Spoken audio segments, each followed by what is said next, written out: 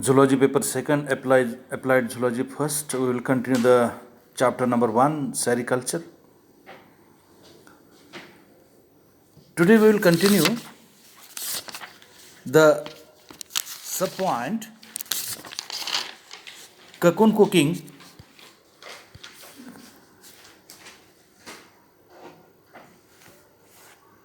reeling equipment and re-reeling, and washing and polishing.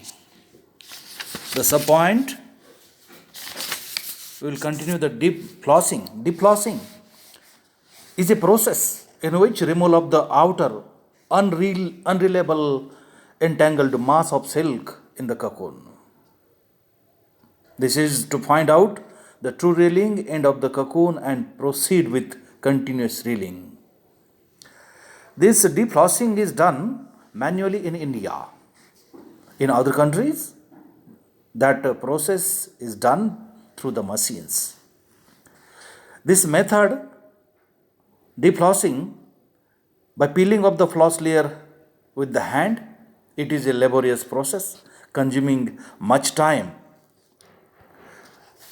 But it has an advantage of having the required length of the floss alone is removed from each cocoon. In charka and cottage basins, the reeler himself does reeling, deflossing by using the sticks or by hand. Next process, riddling, riddling. This is a process of separating the cocoons according to their sizes to facilitate easy reeling in automatic reeling units. This method is not followed in the charka and the cottage reeling units. Then the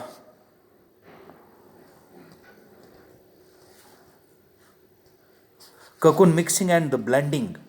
The riddled cocoons are mixed in a certain proportions before reeling is done to have a raw silk reeled which is of a specific denier. This is not practiced in modern units. Reeling appliances, charka, cottage basin and filature. Nearly about 50% of raw silk production in India is of charka origin. 40% comes from the cottage basin and only 10% comes from the modern reeling units, that is the filature. Country charka. This is traditionally homemade appliance by using wooden material with the help of village carpenter and the blacksmith. I think most of the students knows the charka.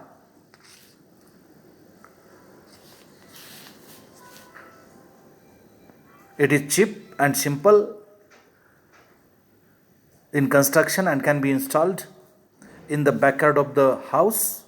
Consists of a copper basin fixed on the wooden material with the help of a mud platform.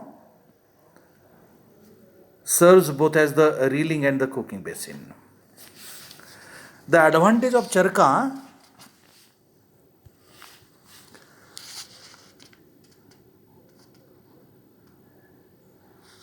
it is a traditional method, simple to operate, no special training is required. It is cheap, occupies less space and reeler himself can make it. Cost of production is very low. Amount of silk reeled per reeler is higher. Defective cocoons can be reeled only in this type of appliances. The reeler himself can reel the silk. Only 2 persons can need it for this reeling operations. This is a figure of a charka, CSTRI economic charka unit in the operation.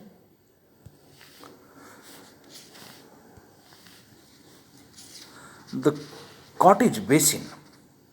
This is an improved appliances. Innovation made include the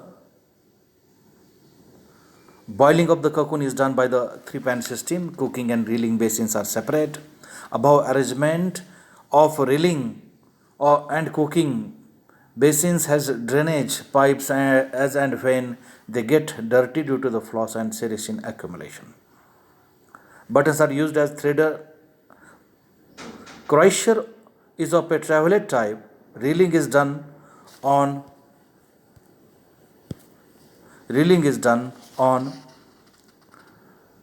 travelet type.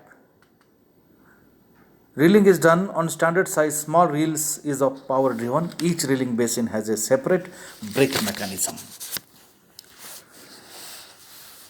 Reeling is done separately. Production of raw silk is about 800 gram per day reeler. About 10 reelers can work simultaneously in this unit. The quality of silk reared in this unit superior to that of the charka reeled silk. Filature. These are the government-run factories suitable for the multi-end reeling of large amount of cocoons. Some have automatic reeling basins. Re-reeling. The raw silk obtained from the cottage basin, multi-end and automatic reeling machine is re-wound onto the large reel to have uniform width and length and to remove excess moisture. Skinning. Skeining. Twisting of raw silk several times is called as the skinning. Skinning is done by the skinned machine or a turner. Lacing, Lacing. It is the passing of a thread across the skin, Skein, in such a way to divide into 5 equal parts to keep the threads in place to ensure the thread lacing unwound easily.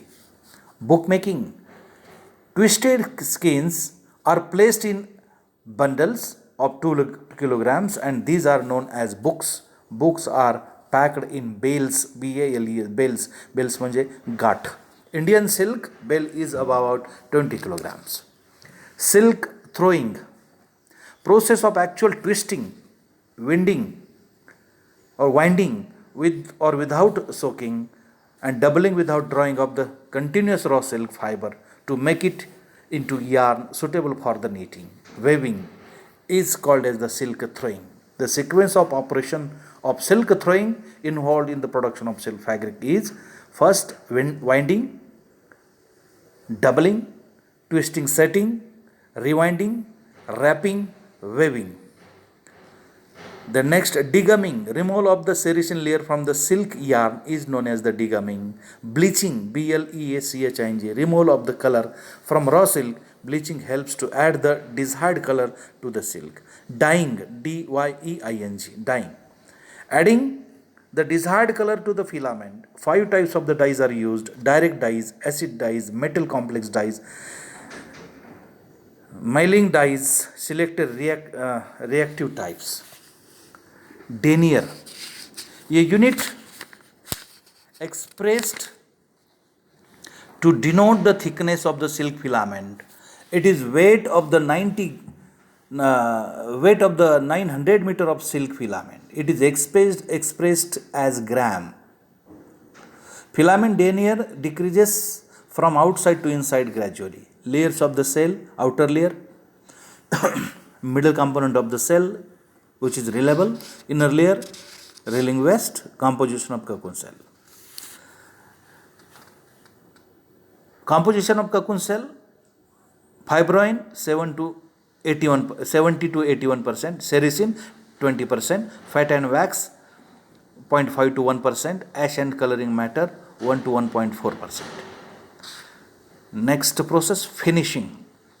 The conventional method of the finishing includes calendaring, weighing, scraping, starch and glue, finishing, etc. To improve certain characteristics like drape, fall, handle, fill, stiffness, wet, etc. Special finishes. Recently, now the special finishes like ant crease and flame retardant finishes are attempted on silk. The complete post harvesting technologies process can be summarized. Next, packaging. Packaging of raw silk is done in such way that to protect raw silk from the damage by moisture and insects. Each book of the silk is packed with paper and polythene bag.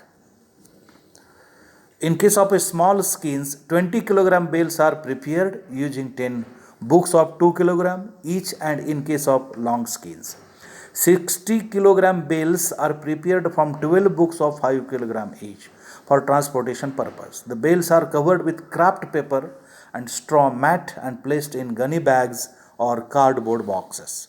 Storage of raw silk.